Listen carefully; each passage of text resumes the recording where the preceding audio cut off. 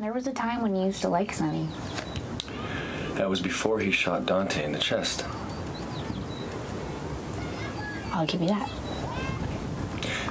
You know, I got to know Sonny a little bit in the aftermath of Michael's shooting. I felt bad for him. I could tell that he was going through a lot. But then I realized that it's a pattern. People in Sonny's world, they get hurt. They die. It's not a coincidence. Don't exaggerate. I'm not exaggerating. Sonny's life is filled with violence, and it doesn't discriminate between good or bad or age or gender. I mean, Michael was in a coma. He's never going to be the same. Dante got shot in the chest. Claudia, who knows what happened to her? And every time you defend Sonny, I feel like you're getting sucked back into his world, and I don't want you there.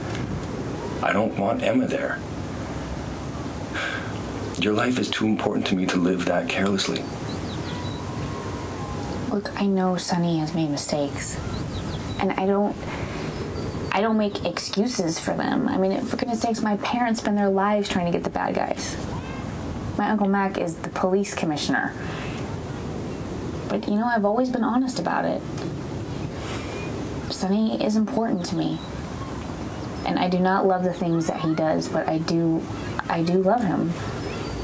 Just like I would love my Uncle Mac no matter what choices he made, or how I would still love you if suddenly you became, I don't know, less than perfect.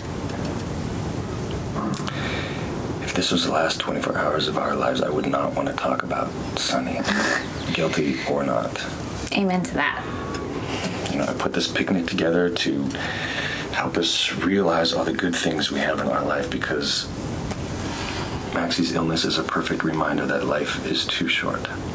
Right, so I guess we'll have to agree to disagree on this one. Today I can live with that. Okay, but there's one more thing I have to tell you. Okay. And you have to hear this. I am not in Sonny's world. I am in your world. Yours and mine and Emma's, and I'm not going anywhere. Because I love you. I like that.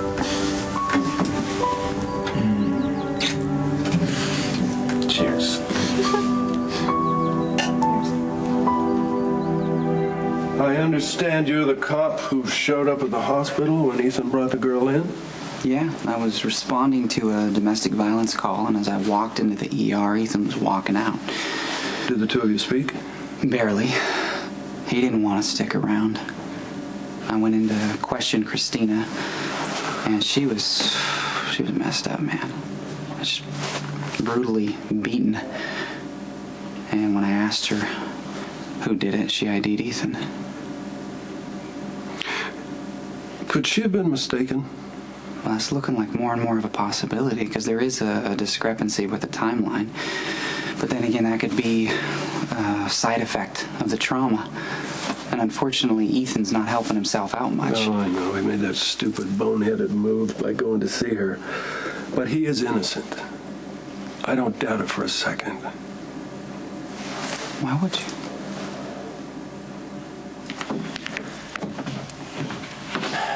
How'd it go in court? Oh, Diane seems to think that we came out ahead with Dante's testimony.